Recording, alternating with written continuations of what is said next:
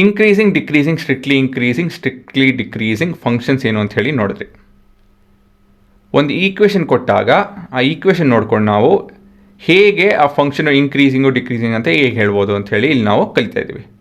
ಹೇಗಪ್ಪ ಅಂತ ಹೇಳಿದ್ರೆ ಯೂಸಿಂಗ್ ಯೋರ್ ಡಿರೈವೇಟಿವ್. ಅದೊಂದು ಫಂಕ್ಷನ್ ಕೊಟ್ಟಿದ್ದಾರೆ, ಅದರ ಡಿರೈವೇಟಿವ್ ಕಂಡುಹಿಡ್ಕೊಳ್ಳಿ.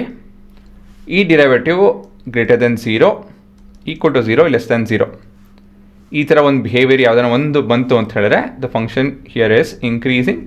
ಇಲ್ಲಿ ಫ್ಲಾಟ್ ಆಗಿದೆ, ಇಲ್ಲಿ ಡಿಕ್ರೀಸಿಂಗ್ ಆಗುತ್ತೆ. ಸರಿನಾ?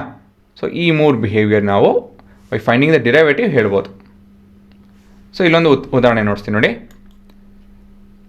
ನಮ್ಮ ಹತ್ರ ಇಲ್ಲಿ ಇವಾಗ ಒಂದು ಫಂಕ್ಷನ್ ಇದೆ, this is sine function.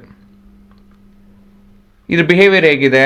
So ಮೊದಲೇ ಭಾಗ ಕಮ್ಮಿ ಹಾಕ್ಕೊಂಡು ಹೋಗ್ತಾಯಿದೆ, ಆಮೇಲೆ 0 ಬರ್ತಾಯಿದೆ, ಆಮೇಲೆ ಇನ್ಕ್ರೀಸ್ ಆಗ್ತಾಯಿದೆ, ಆಮೇಲೆ ತಿರ್ಗಾ 0, ಆಮೇಲೆ ಕಮ್ಮಿ ಆಗ್ತಾಯಿದೆ. ಸರಿನಾ? ನೋಡ್ಕೊಂಡ್ರೆ ಅದನ್ನು.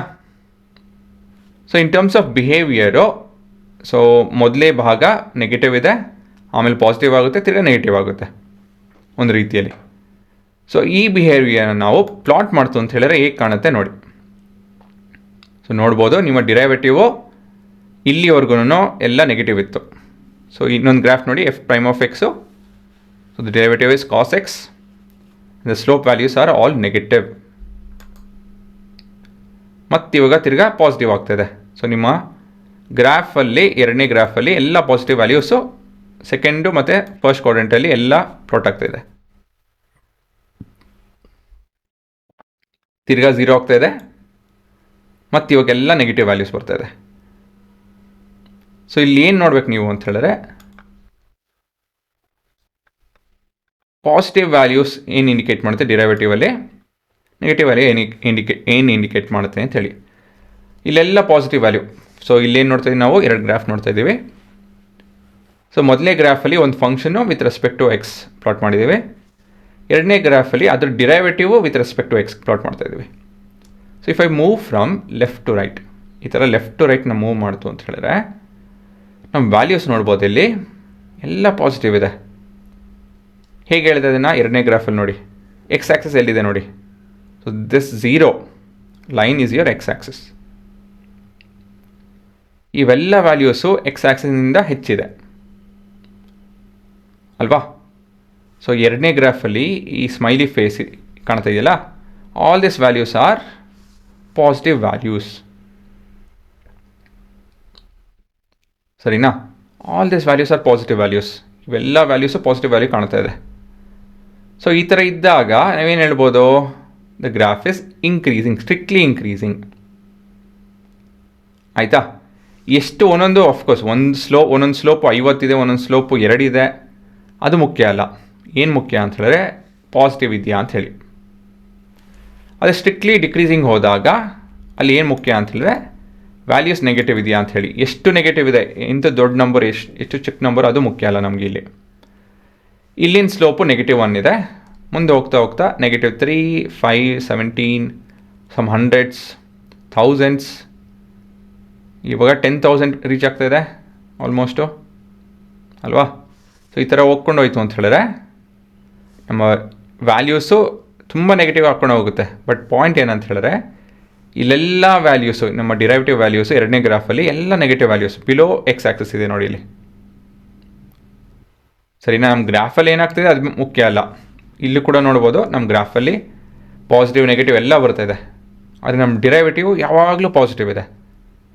ಸೊ ಹಾಗಾಗಿ ನಮ್ಮ ಫಂಕ್ಷನ್ನು ಸ್ಟ್ರಿಕ್ಟ್ಲಿ ಇನ್ಕ್ರೀಸಿಂಗ್ ಅಂತ ಹೇಳ್ಬೋದು. ಇದು ಫಂಕ್ಷನ್ನು ಆಯಿತಾ? ಇಲ್ಲಿನ ಫಂಕ್ಷನ್ನು ಸ್ಟ್ರಿಕ್ಟ್ಲಿ ಡಿಕ್ರೀಸಿಂಗ್. ಏಕೆಂದರೆ ಅದು ಡಿರೈವೇಟಿವ್ ಎಲ್ಲ ನೆಗೆಟಿವ್ ವ್ಯಾಲ್ಯೂ ಬರ್ತಾಯಿದೆ ಅಷ್ಟೇ, ಯಾವ ಪಾಸಿಟಿವ್ ಎಲ್ಲೂ ಪಾಸಿಟಿವ್ ವ್ಯಾಲ್ಯೂ ನೋಡ್ತಾ ಇಲ್ಲ. So for the given interval the function is decreasing, strictly decreasing ಅಂತ ಹೇಳ್ಬೋದು. ಸೊ ಇಲ್ಲಿ ಒಂದು ಮುಖ್ಯವಾದ ಪಾಯಿಂಟ್ ಏನಪ್ಪ ಅಂತ ಹೇಳಿ, ತುಂಬ ಜನ ಇದನ್ನು ಅರ್ಥ ಮಾಡ್ಕೊಳಲ್ಲ. ಸೊ ಇದನ್ನು ನೀವು ಅರ್ಥ ಮಾಡ್ಕೊಳ್ಳಿ. ಏನಂತ ಹೇಳಿದ್ರೆ, don't look at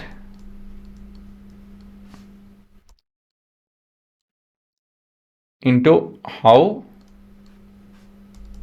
positive or negative the values are. Values of what? Values of f prime of x. ಅದು ಎಷ್ಟು ಪಾಸಿಟಿವ್ ಇದೆ ಎಷ್ಟು ನೆಗೆಟಿವ್ ತಲೆ ಕೆಡ್ಸ್ಕೊಳಕ್ಕೆ ಹೋಗ್ಬೇಡಿ. ನೆಗೆಟಿವ್ ಇದೆಯಾ? ಓ ಡಿಕ್ರೀಸಿಂಗ್. ಪಾಸಿಟಿವ್ ಇದೆಯಾ? ಇನ್ಕ್ರೀಸಿಂಗ್ ಅಂಥೇಳಿ. ಇವಾಗ official definition, if f be a continuous on the close interval a and b and differentiable on the open interval a and b ಅಂತ ಹೇಳಿದ್ರೆ ಫಂಕ್ಷನ್ ನಾವು ಕಂಟಿನ್ಯೂಸ್ ಆಗಿರಬೇಕು ಮತ್ತು ಡಿಫ್ರೆನ್ಷಿಯಲ್ ಆಗಿರಬೇಕು. ಇವೆರಡು ಕಂಡೀಷನ್ ಸ್ಯಾಟಿಸ್ಫೈ ಆಗಿದ್ದು then we can define or find a function which is strictly increasing. If it's strictly increasing in our open interval a and b, closed interval a and b, if f prime of x is greater than 0 for each x belonging to a and b of open interval. So graphically ಹೇಗೆ ಕಾಣುತ್ತಿದೆ ಅಂತ ಹೇಳಿದ್ರೆ ಈ ಥರ. So here f prime of x is always greater than 0. Strictly decreasing ನೋಡ್ತು ಅಂತ ಹೇಳಿದ್ರೆ here the values are always less than 0.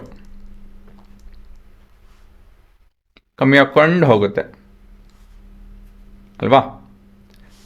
Constant ಇತ್ತು ಅಂತ ಹೇಳಿದ್ರೆ ನಿಮ್ಮ ಗ್ರಾಫು ಯಾವತ್ತಿದ್ರೂ the derivative will be always 0. So ಈ ಬೇಸಿಕ್ ಪಾಯಿಂಟ್ ಜ್ಞಾಪಕ ಇಟ್ಕೊಂಡಿರಿ, ಇದನ್ನು ಹೋಗ್ತಾ ಹೋಗ್ತಾ ಉಪಯೋಗಿಸ್ತೀವಿ. ಸೊ ಈ ಬರೋ ಪ್ರಾಬ್ಲಮ್ ಎಲ್ಲ ಇದೇ ಮೆಥಡಾಲಜಿ ಉಪಯೋಗಿಸೋದು. ಆಯಿತಾ? ಇಲ್ಲಿ ಪಾಸ್ ಮಾಡಿಕೊಂಡು ಆದಷ್ಟೆಲ್ಲ ವಿಷಯ ಬರ್ಕೊಳ್ಳಿ. ಗ್ರಾಫ್ ಏನು ಬೇಕಾಗಿಲ್ಲ, ಪಾಯಿಂಟ್ಸ್ ಬರ್ಕೊಳ್ಳಿ ಸಾಕು.